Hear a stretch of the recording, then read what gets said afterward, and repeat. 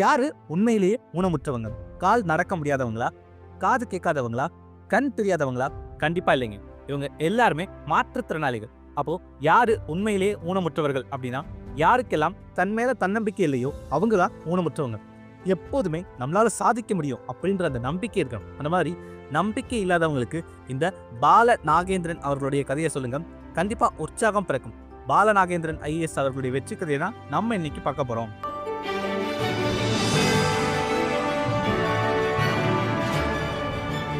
எண்ணுவதெல்லாம் உயர்வு. நான் உங்கள் ஜேஆர். பால நாகேந்திரன் அவர்கள் பிறவியிலேயே 100% பார்வை குறைபாடோடு பிறந்தவர். சில குழந்தைகளுக்கு பிறவியிலேயே பார்வை குறைபாடு இருக்கும். ஆனால் அந்த குழந்தைகளுக்கு ஒரு 50% இல்ல 60% குறைபாடு இருந்தது அப்படின்னா கொஞ்சம் விஷுவல் தெரியும், கொஞ்சம் தெரியாமல் இருக்கும். அவங்களுக்கு கண்ணாடி ஏதாவது போட்டு கூட சரி பண்ண முடியும். ஆனால் இப்படி இவர் பிறக்கும் போதே 100% பார்வை குறைபாடோடு பிறந்திருக்கிறாரு. சுத்தமா கண்ணே தெரியாதுங்க. பால நாகேந்திரன் அவர்களுடைய அப்பா ஒரு சாதாரண டாக்ஸி டிரைவர் தான். அவங்க அம்மா ஒரு ஹோம் மேக்கர். இருந்தாலும் தங்களுடைய குழந்தையை ரொம்ப அன்போடு வளர்த்தாங்க. என்னுடைய குழந்தைக்கு ஒரு நல்ல கல்வியை நான் கொடுத்துட்டா போதும், அவன் பிழைச்சிக்குவான், அவன் பார்த்துக்குவான் அப்படின்னு நினைச்சாங்க. அதனால ஒரு நல்ல ஸ்கூல்ல படிக்க வைக்கணும் அப்படின்னு ராமகிருஷ்ணா மிஷன் ஸ்கூல்ல அவரை படிக்க வச்சாங்க. பால நாகேந்திரன் அவர்கள் 6வது படிக்கும்போது உங்களுடைய இலக்கு என்ன, நீங்க என்னவாக போறீங்க அப்படின்னு அவங்க கிளாஸ் டீச்சர் ஒவ்வொரு மாணவனையும் கேட்குறாங்க. அப்பதான் பால நாகேந்திரன் யோசிக்கிறாரு, என்னோட வாழ்க்கை ஏதோ பிறந்தோம் வாழ்ந்தோம் செத்தோன்னு இருக்கக்கூடாது. என்னுடைய வாழ்க்கை என்னை தாண்டி என் குடும்பத்தை தாண்டி ஒரு 4 பேருக்காவது பயனுள்ள வாழ்க்கையை நான் வாழ்ந்திருக்கணும். அப்படி ஒரு இலக்கு தான் என்னோட இலக்கு அப்படின்னு சொல்றாரு. அப்போ அவருடைய நண்பர்கள்லாம் சொல்றாங்க, நீ இந்த வகுப்பறையிலிருந்து வெளியே போகணும்னாலே உனக்கு ஒருத்தரோட உதவி தேவை, உன்னால பலருக்கு ஹெல்ப்ஃபுல்லா இருக்க முடியுமா அப்படின்னு நண்பர்கள்லாம் ஆசிரியர் போன பிறகு கேலி பண்ணி சிரிச்சிருக்காங்க. அப்போ என்ன பண்ணா நாம பலருக்கு உதவியா இருக்க முடியும் அப்படின்னு பாலநாகேந்திரன் யோசிக்கிறார். அப்போ அதிகாரம் நம்ம கையில இருக்கணும். நாம ஒரு மிகப்பெரிய அதிகாரியா இருந்தோம் அப்படின்னா நம்மளால நினைச்ச வேலையை செய்ய முடியும், நிறைய சோசியல் சர்வீஸும் பண்ண முடியும் அப்படின்னு யோசிக்கிறாரு. இதன் பிறகு ஐஏஎஸ் தான் தன்னுடைய இலக்கு அப்படின்னு தீர்மானிக்கிறார். இந்த மாதிரி 6வது படிக்கும் போதே அவர் தன்னுடைய இலக்கை தீர்மானிச்சிட்டார். 10th வரைக்கும் தமிழ் மீடியம்ல தான் படிச்சாரு. ஆனா நம்ம ஒரு ஐஏஎஸ் ஆஃபீஸர் ஆகணும்னு முடிவு பண்ணியிருக்கோம். அப்போ இங்கிலீஷ் தெரியாம இருந்தா நல்லா இருக்காது, நம்ம நல்லா இங்கிலீஷ் பேசணும் அப்படின்னு சொல்லிட்டு 11th 12th இங்கிலீஷ் மீடியம்ல படிக்கிறார். ஆனா இந்த இங்கிலீஷ் அவருக்கு அப்போ கொஞ்சம் பிரச்சனையா தாங்க இருந்தது. இங்கிலீஷ் சரியா புரியாதனால 12th ஒரு பாடத்துல ஃபெயில் ஆயிட்டாரு. அவரால் அந்த தோல்வியை ஏத்துக்கவே முடியல. ஏன்னா 10th வரைக்கும் அவர் ஒரு பாடத்துல கூட ஃபெயில் ஆனதே கிடையாதுங்க. ஃபெயில் ஆகாத ஒரு பையன் திடீர்னு ஒரு பாடத்துல 35 மதிப்பெண் கூட எடுக்க முடியாம ஃபெயில் ஆயிட்டாரு பப்ளிக் எக்ஸாம்ல. அப்போ அவருக்கு எந்த அளவுக்கு வலி இருந்திருக்கும்னு யோசிச்சு பாருங்க. அந்த வருஷம் அரசு ஒரு நல்ல வாய்ப்பை கொடுத்துச்சு. பொதுவா இந்த மாதிரி 12th ஃபெயில் ஆயிட்டோம் அப்படின்னா மறுபடியும் அக்டோபர்ல தான் ரீ எக்ஸாம் எழுத முடியும். அதுல பாஸ் ஆனோம் அப்படின்னா அடுத்த வருஷம் தான் காலேஜ்ல ஜாயின் பண்ண முடியும்னு இருந்தது. ஆனால் அந்த வருஷம் மட்டும் ரிசல்ட் வந்த சில நாட்கள்லயே மறுபடியும் ரீ எக்ஸாம் எழுதலாம், அதுல பாஸ் பண்ணிட்டீங்க அப்படின்னா இந்த வருஷமே காலேஜ்லயும் ஜாயின் பண்ணலாம் அப்படின்னு ஒரு வாய்ப்பு கொண்டு வந்தாங்க. உடனடியா அந்த மறு தேர்வுக்கு பயங்கரமா ப்ரிப்பேர் பண்ண ஆரம்பிச்சாரு. 12th ஃபெயில் ஆயிட்டோம் அப்படின்ற ரிசல்ட் வந்த நாள்ல இருந்து மறு தேர்வு வர்ற வரைக்கும் ராத்திரி பகல் பாராம தூக்கம் பாராம வெறித்தனமா படிச்சுக்கிட்டே இருந்தாரு. மறுபடியும் 12th ரீ எக்ஸாம் எழுதுறாரு. அந்த எக்ஸாம்ல பாஸ் பண்ணிட்டாருங்க. இதை தொடர்ந்து அடுத்ததா பிகாம் படிக்கணும் அப்படின்னு ஆசைப்படுறாரு. அதுவும் லயலோ காலேஜ்ல பிகாம் படிக்கணும்னு ஆசைப்பட்டாரு. சென்னையில இருக்கக்கூடிய ஆர்ட்ஸ் காலேஜ்லேயே மிகச்சிறந்த கல்லூரி லயலோ காலேஜ்னு சொல்லலாம். அங்க இவர் எடுத்த மார்க்குக்கு சீட்டு கிடைக்கல. ஆனா இவர் ஒரு முறை நேரா போய் அங்க உள்ள பிரின்சிபல்கிட்ட பேசி பார்க்கிறாரு. இவருடைய தன்னம்பிக்கையும் இவரோட பேச்சு திறமையும் பார்த்து கண்டிப்பா இந்த பையனுக்கு ஒரு வாய்ப்பு கொடுத்தோம் அப்படின்னா பாஸ் பண்ணிடுவான், நம்ம கல்லூரியையும் பெருமைப்படுத்துவாரு அப்படின்னு அந்த கல்லூரி பிரின்சிபல் அவருக்கு சீட்டு கொடுக்குறாருங்க. அவ்வளவுதான், நம்ம எடுத்த மார்க்குக்கெல்லாம் காலேஜில் சீட்டு கிடைக்காது, உனக்கெல்லாம் அந்த காலேஜில் சீட்டு கிடைக்குதா, கண்டிப்பா கிடைக்காது அப்படின்னு நிறைய பேர் சொன்னாங்க. ஆனா அப்படி மற்றவங்க சொல்றதெல்லாம் கேட்டுட்டு முயற்சி பண்ணாம இருக்கிறத விட ஒரு தடவை பேசி பார்ப்போமே அப்படின்னு முயற்சி பண்றாரு. சீட்டு கிடைக்குது. எப்போதுமே நமக்கு இவ்வளவுதான் கிடைக்கும், நமக்கு அவ்வளவுதான் கிடைக்கும், நமக்கெல்லாம் இதெல்லாம் நடக்காது அப்படின்னு நம்மளை நாமே தாழ்வா நினைக்க கூடாது. எப்போதும் நம்மளை பாசிட்டிவா நினைக்கணும், ஒரு தடவை முயற்சி பண்ணி பார்க்கணும்னு சொல்றாரு பால நாகேந்திரன். கல்லூரி படிக்கும்போது தன்னுடைய இங்கிலீஷ் நாலேஜை பயங்கரமா டெவலப் பண்றாரு. பல பேச்சு போட்டிகள்ல பேசுறாரு, பல மேடைகள்ல பேசுறாரு, பப்ளிக் ஸ்பீக்கிங்ல பின்னி எடுக்கிறாரு. இப்போ அவரால் இங்கிலீஷ்ல சரளமா பேச முடியுதுங்க. இதை தொடர்ந்து பிகாம் 3 வருஷம் படிச்சு முடிச்ச பிறகு சிவில் சர்வீஸ் எக்ஸாமுக்கு தயார் பண்ணலான்னு முடிவெடுக்கிறார். யூபிஎஸ்சி எக்ஸாம் கிளியர் பண்ணி ஐஏஎஸ் ஆகணும் அப்படின்னா மொத்தம் 3 ரவுண்டு கிளியர் பண்ணணும். முதல் ரவுண்டு ப்ரிலிமினரி எக்ஸாம், 2வது மெயின் எக்ஸாம், அடுத்தது இன்டர்வியூ. அகில இந்திய அளவில் கிட்டத்தட்ட 10 லட்சம் பேர் ப்ரிலிமினரி எக்ஸாம் எழுதுவாங்க. அதுலேருந்து வெறும் 4 லட்சம் பேர் தான் செலக்ட் ஆகி மெயின் எக்ஸாமுக்கு போவாங்க. 4 லட்சம் பேர் மெயின் எக்ஸாம் எழுதுனாங்கல்ல, அதுலேருந்து 4000 பேர் தான் இன்டர்வியூக்கு செலக்ட் பண்ணுவாங்க. இந்த இன்டர்வியூக்கு அந்த 4000 பேர்லேருந்து வெறும் 1000 பேருக்கு தாங்க வேலையே கிடைக்கும். வெறும் 1000 பேர் மட்டும்தான் யூபிஎஸ்சி எக்ஸாமில் பாஸ் பண்ண முடியும். அந்த அளவுக்கு ஒரு கடினமான தேர்வு. கண்ணு தெரியாத நம்மளாலலாம் இந்த எக்ஸாமில் பாஸ் பண்ண முடியுமா? நம்மளால் இத்தனை புத்தகங்களை வாசிக்க முடியுமா? நம்மளால் இவ்வளோ ஹார்ட் ஒர்க் பண்ண முடியுமா அப்படின்லாம் அவர் யோசிக்கிறார். நம்மளால் முடியும் அப்படின்னு உறுதியாக நம்பினார். மனிதநேயம் ஐஏஎஸ் அகாடமியில் இலவசமாக சேர்ந்து பயிற்சி எடுக்கக்கூடிய வாய்ப்பு அவருக்கு கிடைச்சிது. அந்த அகாடமியில் இதே மாதிரி யூபிஎஸ்சி எக்ஸாமுக்கு ப்ரிப்பேர் பண்ணுற பல பேர் இருந்தாங்க. அங்கே ஒரு 14 நண்பர்கள் ஒன்றா சேர்ந்து ஒரு குரூப்பை படிக்கிறாங்க. தினமும் இரவு 9 மணிலேருந்து 11 மணி வரைக்கும் அவங்கவுங்க படித்த விஷயங்களை ஷேர் பண்ணுவாங்க. இன்னைக்கு முக்கியமான கரண்ட் அஃபேர்ஸ் என்ன அப்படிங்கிறதெல்லாம் ஷேர் பண்ணுவாங்க. இந்த மாதிரி நண்பர்களோட சேர்ந்து படிக்கும்போது அவரால் நிறைய விஷயங்களை தெரிஞ்சுக்க முடிஞ்சுது. அது மட்டும் இல்லாமல் இப்போ அவர் கண்ணு தெரியாது அப்படின்னு சில புத்தகங்கள் கிடைக்கிறது ப்ராப்ளமாக இருந்தது. அப்போது அந்த நண்பர்கள் இவருக்காக அந்த புத்தகங்கள் எல்லாம் புக்காக வாங்கி கொடுத்தாங்க. இப்போ வந்து புக்ஸில் என்ன சிறப்புன்னா அதிலே ஸ்க்ரீன் ரீடர் இருக்கும். அதனால் அந்த புத்தகத்தை ஆடியோ புக்காக நம்ம கேட்டுக்கலாம். ஸ்க்ரீன் ரீடர் மூலமாக அவரால் நிறைய விஷயங்களை தெரிஞ்சுக்க முடிஞ்சுது. 2011ஆம் ஆண்டு முதல் முறையாக ப்ரிலிமினரி எக்ஸாம் எழுதுறாரு. முதல் ரவுண்டான ப்ரிலிமினரி எக்ஸாமில் ஃபெயில் ஆகிட்டாருங்க. அவரால் ப்ரிலிமினரி எக்ஸாம் கூட கிளியர் பண்ண முடியல. மறுபடியும் 2012, 2013, 2014ன்னு 4 முறையுமே முதல் ரவுண்டான ப்ரிலிமினரி எக்ஸாம்லேயே ஃபெயில் ஆகிட்டாரு. 2011 அவரோட சேர்ந்து ஒரு 14 நண்பர்கள் படித்தாங்கல்ல, இப்போ அவங்க அத்தனை பேத்துக்குமே அவரோட அத்தனை நண்பர்களுக்குமே வேலை கிடைச்சிருச்சு. ஆனால் இவரால் முதல் ரவுண்டை கூட கிளியர் பண்ண முடியலைங்க. அப்போது அவருக்கு எந்த அளவுக்கு மன அழுத்தம் இருந்திருக்குன்னு யோசிச்சு பாருங்க.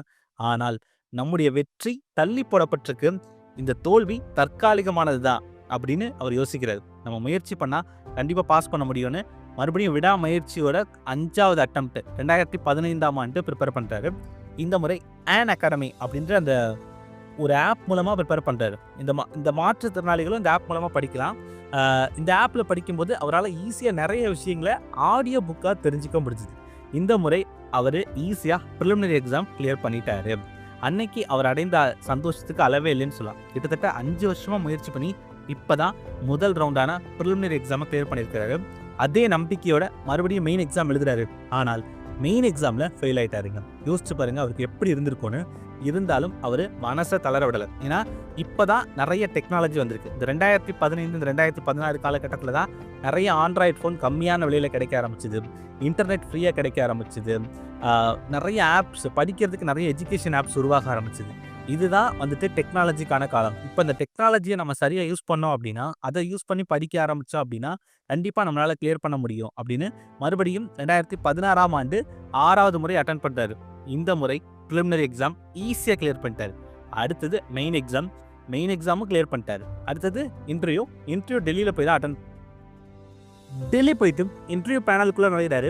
இன்டர்வியூ பேனலில் மொத்தம் 5 பேர் இருக்காங்க. அவங்க கேட்கக்கூடிய அத்தனை கேள்விகளுக்கும் துடிப்பான பதில்களை சொல்லி நம்பிக்கையோடு வெளியே வர்றாரு.